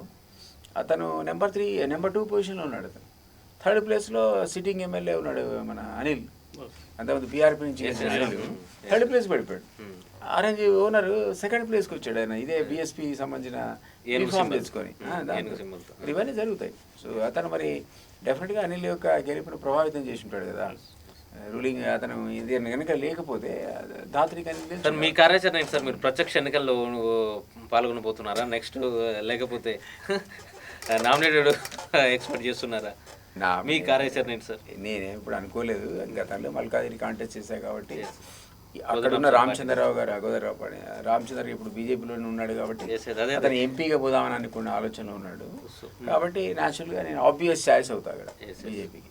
కాబట్టి అది దగ్గర ఆ చేయాలి. హామీతోనే మీరు విరమించుకున్నారు అనేది కూడా ఒక చర్చ నడిచింది ఆ టైంలో. హామీ అంటే వాళ్ళు డెఫినెట్లీ ఇప్పుడు అన్నారు కన్సిడర్ చేస్తాను. రామచంద్రే అన్నాడు, అన్న నేను నెక్స్ట్ టైం ఎమ్మెల్యే పోటీ చేయట్లేదు, ఎంపీగా చేస్తున్నా అన్నాడు. కాబట్టి మీకు నేను అడ్డం కూడా రాను, మీరు అదే కాంటెస్ట్ చేయొచ్చు ఆయన ఓపెన్గా అన్నాడు. ఓపెన్ కాబట్టి మనం లాస్ట్ టైం ఎమ్మెల్సీ ఎన్నికల్లో మీరు ఇద్దరు ఉండడం వల్ల నష్టం జరిగింది అనుకోవచ్చు అంటారా? నేను అతని మీద పోటీ చేయలేదు. కాదు సార్, మొన్న ఎలక్షన్ లో మీరు ఇండిపెండెంట్ గా ఎమ్మెల్సీగా మీరు పోటీ చేసినట్లయితే చేస్తుంటే అది ఎట్లా ఉండేది సార్? అది డ్యామేజ్ అతనికే జరిగింది. అది టీఆర్ఎస్ కు జరిగేదా లేకపోతే చెప్పలేము అది. బట్ డెఫినెట్లీ కొంత ఆమె బ్రాహ్మణి, ఈయన బ్రాహ్మణి, అదే అదే నాకు కూడా ఓట్లు ఇటు అటు మొత్తానికి ఇచ్చిలే అనుకోండి. ఎందుకంటే మీకున్న పరిచయాలు వేరు, అటనే నష్టమైంది. సో అందువల్లే రామచంద్ర భయపడే కదా పాపం నన్ను రిక్వెస్ట్ చేశాడు విత్డ్రా చేసుకోమని.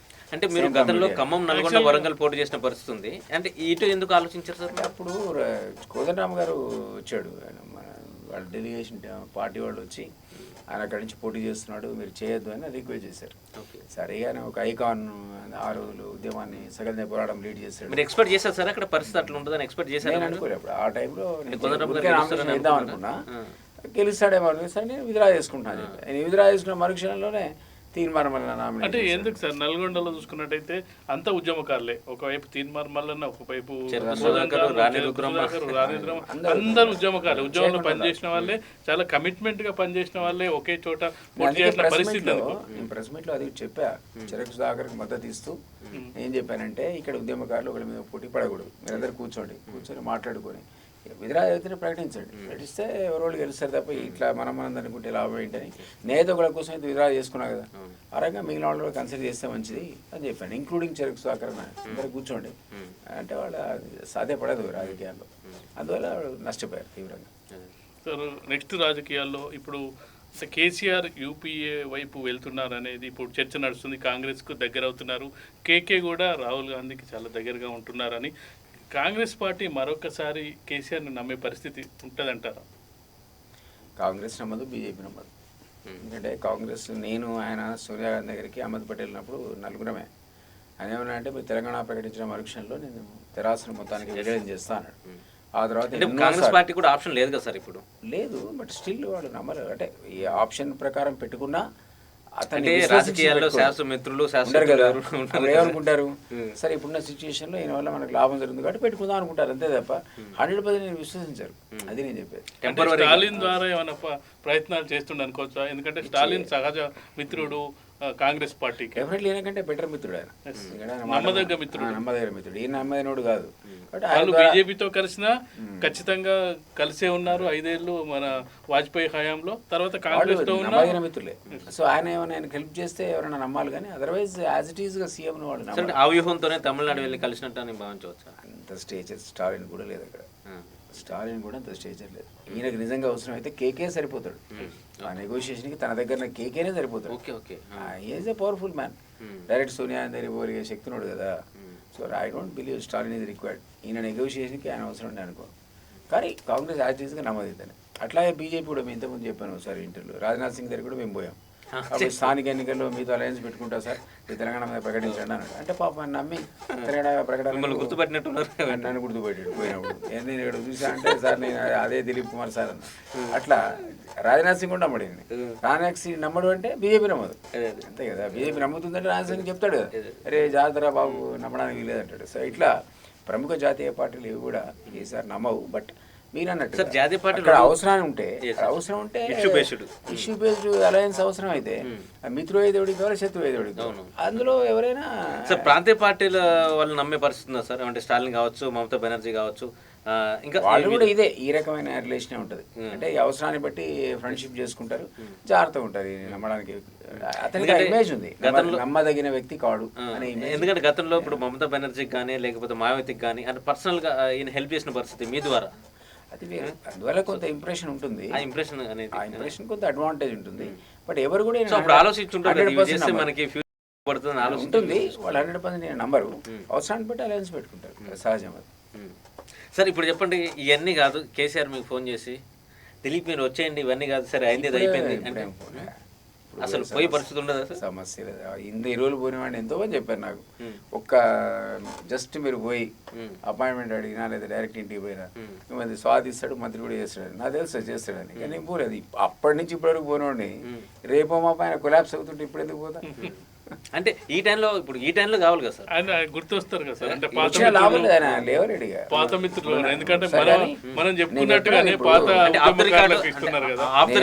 ఆయన చేసినటువంటి ఒక సర్వేలో 66 సీట్లు మనకు వస్తున్నాయి అనేది ఒక సర్వే సారాంశం. ఇంపాసిబుల్. ఇప్పుడు కష్టమే. ఇప్పుడు ఇంకా థర్డ్ టైం ఇక్కడ ఉందని నేనైతే అనుకోవట్లేదు. చెప్పలేము రాజకీయాలు ఏమవుతామని. కానీ బట్ ఇంతకుముందు మనం అనుకున్నట్టుగా ఉన్న ఓట్లను ముగ్గురు తెలుసుకుంటే ప్రమాదం అయితే ఉంటుంది. ఇప్పుడు ఎందుకంటే సార్ వీళ్ళకి 50 సీట్లు వస్తే ఎంఐఎం ఎట్లా వీళ్ళ చేతిలో ఉంటారు. సో దానివల్ల ఇప్పుడు టీఆర్ఎస్ కున్నటువంటి 40 దాటాడు. 40 దాటడం మరి కాంగ్రెస్ కానీ బీజేపీ కానీ స్ప్లిట్ కాంగ్రెస్ మళ్ళీ తీసుకోవడం ఈజీ కదా. కేసీఆర్ కాంగ్రెస్ కలవడం ఈజీ, కేసీఆర్ బీజేపీ కలవడం కూడా ఈజీ. బీజేపీ కాంగ్రెస్ కలవడం సాధ్యపడదు, టీఆర్ఎస్ కలవడం సాధ్యపడదు. టీఆర్ఎస్ ఎంతమంది గెలిస్తే అంతమంది 30, 40, 40, 50 అధికారంలోకి వచ్చే నెంబర్ కాస్ట్ తగ్గినా వీళ్ళు విడిగా కూర్చోవాల్సిందే.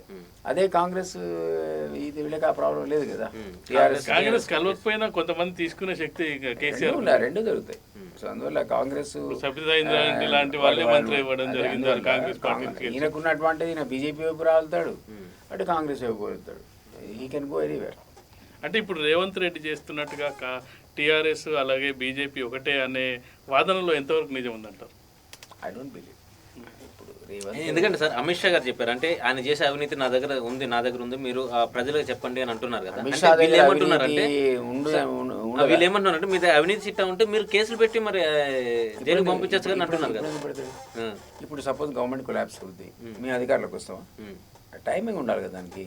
1 year లోపల ఎలక్షన్స్ ఉన్నాయంటే అప్పుడు పెడతారు. అంటే బీజేపీ ఆలోచించేది ఏంటంటే ఆ సానుభూతి, అంటే ఒక ఉద్యమకారు తెలంగాణలో ఏదైనా లెజన్, తెలంగాణ కేసీఆర్ అనేది లెజన్.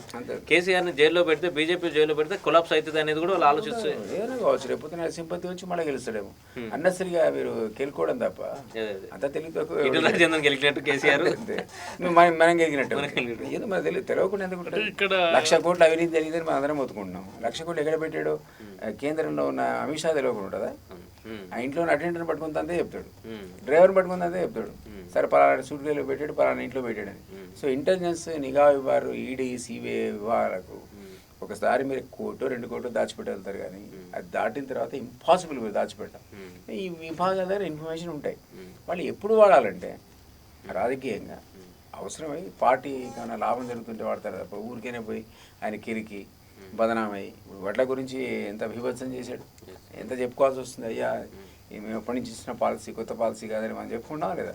ఈ రేపొద్దున ఈడీ పోయి ఆయన మీద పడితే అనేది ఈడీతో రెడీ చేయిస్తామని నేను ఒప్పుకోను అఫీషియల్గా, సిబిఐతో రెడీ చేయిస్తామని అఫీషియల్గా ఒప్పుకోను. కానీ నిజం కూడా దాన్ని ఏమంటారు, అజ్యూమింగ్ హైపోథెటికల్గా ఆ దాడులు జరిగితే ఎవరికి లాభం చెప్పండి? మీరేనంటే టీఆర్ఎస్ లాభం. అదే దిలీప్ గారు ఇక్కడ ఒక అంటే కంపారిజన్ కనిపిస్తుంది. చంద్రబాబు కూడా చాలా తెలివైన రాజకీయ నాయకుడు. చంద్రబాబుని కొట్టడం చాలా కష్టం అనే ఉద్దేశంతో మహాకూటమి ఏర్పడడం జరిగింది. అప్పుడు రాజశేఖర రెడ్డి నేతృత్వంలో టీఆర్ఎస్ కూడా కలవడం జరిగింది, సిపిఎం అందరూ. అయితే ఇక్కడ ఒక మనకు కంపారిజన్ ఏం కనిపిస్తుందంటే చంద్రబాబు నాయుడు కేసీఆర్తోని పెట్టుకొని రాష్ట్ర విభజన దాకా వచ్చింది, పార్టీ నాశనమైంది అనే కంపారిజన్కి ఇప్పుడు తెలివైన చంద్రశేఖరరావు కూడా ఈటెల రాజేంద్రతో పెట్టుకొని అలాంటి పరిస్థితికి వెళ్ళే అవకాశం ఏమైనా ఉందంటారా? జరిగింది కదండి అది. అంటే ఫ్యూచర్లో ఇంకా పార్టీ పరిస్థితి అది తెలివివాడు కాబట్టి తెలుసుకుంటాడు అది. కాబట్టి ఆయన అంత ఏదో చేస్తాడు, సమీకరణాలు ఉంటాయని అనేది. అదే పొలిటికల్ బ్రెయిన్ అది. తెలివిగల బ్రెయిన్స్ ఇప్పుడు బీజేపీ కూడా ఉన్నాయి. చంద్రబాబే తెలివైన రాజకీయ నాయకుడు, కేసీఆర్ ఇంకా తెలివైన, అంటే తెలివైన వాళ్ళు కూడా ఎక్కడో సార్ కేసీఆర్ కి పార్టీ పరంగా అడ్వాంటేజ్ అవుతుంది ఇంకా, అంటే ఫ్యూచర్ లో అవుతుంది అనుకుంటే మళ్ళీ ఈటెల రాజేందర్ ని పిలిచే అవకాశం ఉంటుందా సార్? అంటే ఆయన మెంటాలిటీ మీరు దగ్గర నుంచి చూసారు కదా. పాసిబుల్. ఈటెల పోడు నాలా నేను పోవచ్చు కదా. చాలా మంది చెప్పారు పోతే మంది ఇస్తాడని, పోవచ్చు కదా, ఇస్తాడే చూడటాను, నేను పోలేదే. ఆయన కూడా పోడు. కొంత వాల్యూస్ సరే ఆత్మగౌరవం అనేది దెబ్బతింటే కష్టం లేదు, కష్టం. ఆయన కూడా ఆత్మగౌరవానికి అన్నాడు కదా, అవసరమైతే స్కూటర్ వేసుకుని మళ్ళీ గుడ్లు అమ్ముకుంటా అన్నాడు. ఆ లెవెల్కైనా పోతా కానీ నేను పోనది అందరికీ అన్నాడు. నిలబడతాడు ఆయన. కొంతమందికి ఉంటుంది అంతే, ధైర్యం ఉంటుంది, ఆత్మగౌరవం అంటే ఇంపార్టెన్స్ ఉంటుంది. సో ఆత్మగౌరవం లేనివ్వండి మనం చర్చించేలా చాలామంది ఉన్నారు అట్లా ఆత్మగౌరవం లేదు, చంపుకొని అందరూ ఉన్నవాళ్ళు. ఆ మాట ఈటలు కూడా అన్నాడు కదా. ఆత్మగౌరవాన్ని చంపుకొని ఆడ పడి ఉన్నవాడు, పదవుల కోసం పడి ఉన్నవాళ్ళు చాలామంది టీఆర్ఎస్లో ఉన్నారు. అందుకే అధికారంలో రేపు పొద్దున కేసీఆర్ రాడట అనగానే వాళ్ళంతా అందరికన్నా ముందు వాడిపోతారు. ఇప్పుడు ఉన్నది మొత్తం మెయిన్ లీడ్ మొత్తం ఇంపోర్టెడ్ ఉన్నారు కదా సార్. అయితే ఇంపోర్టెడ్ లేకపోతే ఆత్మగౌరవాన్ని చంపుకొని పడి ఉన్నవాళ్ళు వీళ్ళు ఎమ్మెల్సీ ఎలక్షన్ చూసుకుంటే ఆ లోకల్ బాడీలో కలెక్టర్ని సాక్షాత్ కలెక్టర్ని రాజీనామా చేపించి తీసుకొచ్చిన పరిస్థితి ఉంది. కాళ్ళు మూపుతాడండి కలెక్టర్. సిస్టమ్ అదేనా వ్యవస్థను? ఎంత బ్యాడ్ ఎగ్జాంపుల్ అది. అట్లాంటి వాళ్ళు నేను గౌరవించడం కూడా బ్యాడ్ ఎగ్జాంపుల్. గౌరవించి ఇప్పుడు ఎమ్మెల్సీ ఇచ్చారు చేశాడు. అదే డిజనరేషన్, పొలిటికల్గా డిజనరేషన్, వ్యవస్థలకు కూడా అవమానం. సార్ ఇప్పుడు ఉన్నటువంటి పరిస్థితులలో ఆ తెలంగాణ క్యాబినెట్ పునర్విభజన చేసే అవకాశం ఉందా సార్? డెఫినెట్లీ చేస్తాడు. కొందరు డ్రాప్ చేస్తాడు, కొందరు కొత్త వాళ్ళని తీసుకుంటాడు. క్యాబినెట్ ఎక్స్పాన్షన్ రేపో మాప తప్పదు. అంటే క్యాబినెట్ ఎక్స్పాన్షన్లో ఇప్పుడు చాలామంది వెయిట్ చేస్తున్నది అంటే కవిత రావడానికి ఎంట్రీ కోసం క్యాబినెట్ ఎక్స్పాన్షన్, ఇంట్లో గొడవలు కూడా ఈ మంత్రివర్గము ముఖ్యమంత్రి దీని మీద, అది ఎంతవరకు నిజం ఉందనుకుంటారు మీరు? ఇంట్లో గొడవ అనేది ఆయనకు ఉంటుంది కానీ కేర్ చేయడు. డోంట్ కేర్ అంటే కొడుకేనా అంటే కేటీఆర్ గారు? కేటీఆర్ ఇన్ఫ్లుయెన్స్ ఎందుకు ఆయన మీద ఎక్కువ ఉంటుంది, కవితది ఉండదు. కాబట్టి కవితకు మంత్రి ఇస్తాడని నేను అనుకో. అంటే ఇంట్లో 4 గ్రూపులు ఉన్నాయి అనుకోవచ్చు అంట. హరీష్ రావు గ్రూపు, సంతోష్ రావు గ్రూపు, 4 గ్రూపుల్లో కవిత, కేటీఆర్. హరీష్ వీక్ అయిపోయాడు, కవిత వీక్ అయిపోయింది. ఇప్పుడు పవర్ఫుల్ సంతోష్ అండ్ కేటీఆర్ ఇద్దరే 2 గ్రూపులే పవర్ఫుల్. ఈ 2 influence over a period of time. అంటే కేసీఆర్కి తెలియదా సార్ ఇన్ని గ్రూపులు ఉన్నాయి మనకి ఇబ్బంది అవుతుందని? ఆయనకేం ఇబ్బంది, ఆయన కేర్ చేయడు కదా ఎవరిని కేర్ చేయడు. అంటే సందర్భం వచ్చినప్పుడు ఎవరిని, కేటీఆర్ని కాదు సంతోష్ని కాదు, ఎవరిని కేర్ చేయడు కానీ బట్ కొంత ఎవరైనా సహజంగా కొంత ఇన్ఫ్లుయెన్స్. సంతోష్ కూడా తన కోటను ఏర్పాటు చేసుకుంటున్నారు అనేది కూడా ఒక చర్చ నడుస్తుంది. కేసీఆర్ అవకాశం ఇవ్వడండి. హరీష్ కూడా ప్రయత్నం చేశాడని రూమర్, అందుకే దూరం పెట్టాడని కదా. గత ఎన్నికల్లో తనకు ఇంపార్టెంట్ వాళ్ళు మద్దతు ఇవ్వాలి, వాళ్ళందరికీ ఫైనాన్షియల్ అసిస్టెన్స్ ఇచ్చాడని, ఆ కారణం చేతనే మినిస్టర్లో తీసుకొని దూరం పెట్టాడని పిలిచి వార్నింగ్ ఇవ్వని విన్నాం మనం. మరి జరుగుండొచ్చు మొదలదు. అందుకే హరీష్ లాంటి వాడిని, హరీష్ మామూలు ఆయన ట్రాన్స్పోర్ట్ మంత్రి ఉన్నప్పటి నుంచి 16 ఏళ్ళ పిల్లాడిగా ఉన్నప్పుడు మామ పంచన చేరాడు. అంత క్లోజ్ ఉన్న వాడినే మంత్రి ఇవ్వకుండా పక్క పెట్టాడంటే ఎవరికి ఏది ఆ టైం వస్తే. సార్ మీరు కేసీఆర్ నుంచి బయటకు వచ్చిన తర్వాత కేటీఆర్ కానీ లేకపోతే హరీష్ రావు కానీ ఎవరైనా డైరెక్ట్గా ఫేస్ టు ఫేస్ కలిసిన సందర్భం ఉందా ఫంక్షన్లో కానీ? నేను కలవలేదు. హరీష్ కలిసాడు ఇక్కడ ఫంక్షన్లో, కేటీఆర్ను ఎప్పుడు కలవలేదు. ఒక సీఎంది మాత్రం ఒక ప్రోగ్రాంలో సీఎం వస్తున్నాడు అని ఆవిడ ఉంటే నేను లేచి వెళ్ళిపోయాను. I don't want to see him. Harish కలిసాడు ఒక 2 సందర్భాలు ఫంక్షన్స్లో కలిసాడు. హరీష్ వస్తున్నాడంటే నేను కూడా పట్టించుకోకుండా నిలబడ్డా. అట్లా అంటే మీకు మంచి అంటే మీకు ఫస్ట్ నుంచి కొంచెం సపోర్ట్ చేసింది హరీష్ రావు గారు. చేశాడు, తీసుకెళ్ళింది అతను, ఆ పార్టీలో తీసుకెళ్ళినవాడు అతను. కేటీఆర్ కాదు. కేటీఆర్ నాకు అంత మొదటి నుంచి కూడా 2009 తర్వాత అతని తర్వాత వచ్చాడు. మేమంతా ఉద్యమంలో చాలా దూరం పోయిన తర్వాత అప్పుడు చేరాడు, 2009లో చేరాడు. సో అట్లా లేదు. కవితతో కూడా నాకు మంచి రిలేషన్షిప్ ఉండింది ఆ అమ్మాయితో. బట్ పొలిటికల్గా కూడా ఏం వాళ్ళతో ఈ పిల్లలతో నాకేం లేవాలి. సార్ మీ 3వ బుక్ ఎప్పుడు వస్తుంది సార్? అది వస్తుంది, అది 15 రోజులు వస్తుంది. అంటే ఆల్రెడీ అంటే ఏమన్నా సంచలన విషయాలు వచ్చే అవకాశం? అడిషనల్ వస్తాయి. మొదటి దానికంటే అడిషనల్ సెకండ్లో వచ్చాయి, ఇంకా అడిషనల్ థర్డ్లో వస్తాయి. రివైజ్ అయితే ఇంకా మరింత లోతుగా కేసీఆర్ విశ్లేషించే అవకాశం కొన్ని విషయాలు ఉన్నాయి అందులో. ఎందుకంటే కేసీఆర్ సంబంధించినటువంటి ఇంట్రెస్టింగ్ గా అంటే ఫస్ట్ నుంచి అబ్జర్వ్ చేసిన అంటే చాలా మందికి లాస్ట్ టైం మనం చూసాం కదా, బుక్ ని అనలైజ్ చేసాం కదా, అది చాలా సక్సెస్ అయింది. చాలా ఆశ్చర్యం. ఫస్ట్ బుక్ ఏమో 10,000 కాపీస్, అది విదిన్ 3 months అయిపోయినాయి. ఇదైతే 25,000 కాపీస్ విదిన్ 1 month అయిపోయినాయి. 25,000 కాపీస్. రోజు ఫోన్ నాకు ఇప్పటికి కూడా బుక్ కావాలని. నేను ఆడి ఇంకోటి వస్తుందని చెప్పి ఆపుతున్నా. సో అది పబ్లిష్ అయితే అది చాలా ఇంట్రెస్టింగ్ గా చదువుతున్న పబ్లిక్. నేను మా ఇంటికి తీసుకెళ్తే మా ఇంటికి ప్రొఫెసర్ హరగోపాల్ గారు ఫోన్ చేశాడు. దిలీప్ ని ఛానల్లో చూసాం, మరి మీ ఎక్కడ చూసాడు, మీరు ఎక్కడ ఆ బుక్ నాకు పంపలేదు అన్నాడు. నిన్న మా పిల్లవాడికి ఇచ్చి నిన్న పంపారు. హరగోపాల్ బిగ్ మ్యాన్ కదా, ఆయన కూడా అట్రాక్ట్ చేసింది ఆ బుక్. అంటే చాలా మంది అట్రాక్ట్ చేస్తారు సార్ ఆ బుక్. ఒక పేజీ చదివితే ఇంకొక పేజీ కంపల్సరీ చదవాలనిపిస్తుంది. నేను ఇంట్లో మా ఇంట్లో పెడితే దాన్ని కూర్చొని ఒక అరగంట చదివిపోయిన వాళ్ళు ఉన్నారు చాలా మంది. ఒక 5 నిమిషాలు ఉండే వాళ్ళు ఒక అరగంట చూసిపోయిన వాళ్ళు. నిన్న ఒక పిఏ వచ్చాడు, హరీష్ రావు పిఏ పని చేశాడట. I don't want to name. వైఫ్తో వచ్చాడు. ఆయన ఎవరంటే, సార్ నేను మీ బుక్ చూశాను, ఇంటర్వ్యూ చూశాను, నాకు ధైర్యం వచ్చింది, అందుకే మీ ఇంటికి వచ్చాను. మరి ఎందుకు ధైర్యం వచ్చిందో ఎందుకు వచ్చాడు నాకు అర్థం కాదు. అంటే భవిష్యత్తులో ఇట్లా పిఎస్గా చేసిన వాళ్ళందరూ తల బుక్ తీస్తారేమో వాళ్ళ. ఇక్కడ ఒక ఆసక్తికరమైన విషయం సార్, చాలా మంది పుస్తకాలు రాస్తారు, బుక్స్ రిలీజ్ చేస్తారు, చాలా వివాదాస్పదం అవుతుంటాయి, కాంట్రవర్సీస్ ఉంటాయి. మీ బుక్కులు లోతుగా పరిశీలించి రాసినప్పటికీ ఎలాంటి వివాదం కాలేదు, చాలా మంది క్యూరియాసిటీగా చదువుతున్నారు. ఏంటి కారణం ఏంటంటారు? అంటే నేను అందులో ఈ పర్సనల్ అలిగేషన్స్ ఆయన మీద ఏం పెట్టలే కదా, ఆయన వ్యవహార శైలి ఏంటి, వ్యక్తిత్వం పరిశీలన అనలైజ్ చేశాను అంతే తప్ప అంటే కొన్ని ఈ తప్పు చేశాడని మీరు కనుక రేపు లీడ్ ఇస్తే ఇన్వెస్టిగేట్ చేస్తే ఆయన జైలు పంపే కార్యక్రమం లాంటివి నేను చేయలేదు. డిగ్నిఫైడ్గా ఉన్నా అంతవరకు. బట్ అసలు స్వరూపం ఏంటో డెఫినెట్గా ఎక్స్పోజ్ చేశాను. అంటే కొన్ని స్టోరీస్ చూస్తే స్ప్లిట్ పర్సన్ కేసీఆర్ గారికి అనుకూలంగా ఉన్నాయి కొన్ని స్టోరీస్ చూస్తే. ఒక ఆయన అన్నాడు నాతో అన్నమాట, ఎవరు బిఎస్ రాములు, బిఎస్ రాములు అని మాజీ కమిషన్ చైర్మన్. ఆయన అన్నాడు 126 పేజీలో నీ చరిత్ర ముగిసింది అని రాసిన గేయం కనుక చదవకపోతే ఈ పుస్తకంలో నువ్వు మెచ్చుకున్నావో తిట్టే అర్థం కాలేదు. చాలా నేను అది ఒక్కొక్కటి ఒక్కొక్క స్టైల్, నా స్టైల్ అది. అంటే స్టోరీ వైజ్ గా డివైడ్ చేసి మీరు రాశారు ఫ్యాక్ట్, కాబట్టి నువ్వు ఏది కావాలంటే అది వాడుకోవాలి. అంటే 126 పేజీ వరకు చదవాల్సిన అవసరాన్ని ఆయన గుర్తించాడు. విజయనగరం అన్నాడు మాజీ మంత్రి, ఆయన అన్నాడు సగం చదివి ఎవడైనా పక్కకు పెడితే నువ్వు కేసీఆర్ మెచ్చుకుంటూ రాసావు అనుకుంటాడు, కొసవరకు జరిగితే అర్థం అవుతుంది బాబు తిట్టాడని. అంటే మీరు దాంట్లో రాసిన సందర్భంలో అసలు కలవడు, కలిసి మిస్మరైజ్ చేసి పడేస్తారు. అదే అదే అంటే ఒక సందర్భం కలవడు అనేది పాజిటివ్, కలిసి ఇది చేస్తారండి. అంటే ఇక్కడ పాజిటివ్ నెగిటివ్ అని అర్థం చేసుకోవడం కష్టం. కేటీఆర్ నాడు సార్ నెగిటివ్ క్యారెక్టర్, అతని అహంకారం, నెత్తిన కళ్ళు ఉంటాయి, ఈజీగా చెప్పచ్చు మనం.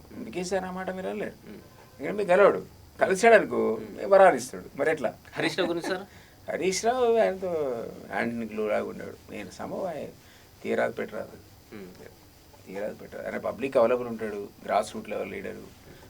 పాపం ఆయన అన్ని రకాల ఉద్యమంలో కష్టపడి అతను కూడా తీరాదు పెట్టరాదు. సార్ టీఆర్ఎస్ పార్టీలో నెంబర్ 2 అంటే ఎవరని చెప్పండి సార్? ఇప్పుడు పరిస్థితుల్లో మీకున్న పరిస్థితుల్లో కేటీఆర్ ఇప్పుడు కనపడలేదు కదా, ఆయన బలవంతంగా సీట్లో కూర్చుంటే. అంటే కేటీఆర్కి ఒకవేళ అధికారం అప్పగిస్తే హరీష్ రావు అడ్జస్ట్ అయ్యే అవకాశం ఉంది? పాసిబుల్, బయటకు వచ్చేస్తాడు. పాసిబుల్. హరీష్ టాలరేట్ చేయలేడు, బయటకు వచ్చేస్తాడు. అందులో మీకు ఇమ్మీడియట్గా అందులో ముసలాం పుడుతుంది డెఫినెట్లీ. ఇప్పుడు ఎందుకంటే ఆయన వరకు 20-30 మంది ఈజీగా ఉంటారు కదా సార్, ఫస్ట్ నుంచి ఉన్న వాళ్ళు అందరూ ఉన్నారు కదా. అంతమంది ఇప్పుడు ఆ రిలేషన్లో లేడు, కానీ 5 వచ్చినా 10 మంది వచ్చినా సంచలనం. అతను ఉండలేడు, అతను ఇంకేనాట్. ఎందుకంటే ఈయన ఎక్కడ అంతటి, ఈయన ఎప్పటి నుంచో కేసీఆర్ చెప్పినా కానీ అడ్జస్ట్ కాలేడు అంటారు. ఇంపాసిబుల్. ఇతని దగ్గర పనిచేయడు, కేసీఆర్ దగ్గర 2 రోజులే చేస్తాడు, ఈ పిల్లాడి దగ్గర చేయడు అతను. నాకు తెలిసి అయితే అది పార్టిసిపేట్. అంటే వీళ్ళిద్దరి మధ్య కూడా రిలేషన్ అంతగా సఖ్యత ఉండదు సార్? ఉండదు. ఆ ఫ్యామిలీలో 4 గ్రూపులు మీరు చెప్పినట్టే, కేసీఆర్ ఒక గ్రూపు, కేటీఆర్ ఒక గ్రూపు, కవిత ఒక గ్రూపు, హరీష్ ఒక గ్రూపు. ఈ గ్రూపులో కేటీఆర్ హరీష్కి కవితకి పడుద్ది, ఇద్దరు మంచిగా ఉంటారు, బాగానే ఉంటారు. కేటీఆర్కు కవితకు పడదు, కేటీఆర్కు హరీష్కి పడదు. ఈ అందరూ కాముకుంటారు ఈయన ముందు. మధ్యలో సంతోష్ కొత్తగా ఎమర్జ్ అవుతున్నాడు, పొలిటికల్గా అంత స్ట్రాంగ్ లేడీ ఇప్పటికి. మీరు అంటున్నారు కానీ ఐ డోంట్ బిలీవ్. అతను ఒక కోటరీ క్రియేట్ చేసుకొని వీళ్ళేనా మనుషులని చెప్పే స్థాయికి ఇంకా పిల్లలు రాలేదు. నెక్స్ట్ ఎలక్షన్లో వస్తాడు, ఏమైనా 10 మందికి 15 మందికి సీట్లు ఇప్పిస్తే అతను ఆ స్థాయికి వస్తాడు. సో అతను ఈరోజు ఇక్కడ అధికార పీఠంలో నేను కూడా కూర్చుంటా అనే స్థాయిలో సంతోషలేడు. Okay sir, thank you very much sir. Thank you Dilip garu. ఇది ఈరోజు దిలీప్ గారితో ప్రత్యేక విశ్లేషణ కార్యక్రమం తాజా రాజకీయాలపై. చూస్తూనే ఉండండి V3 న్యూస్, లక్ష్యం సమాజ హితం.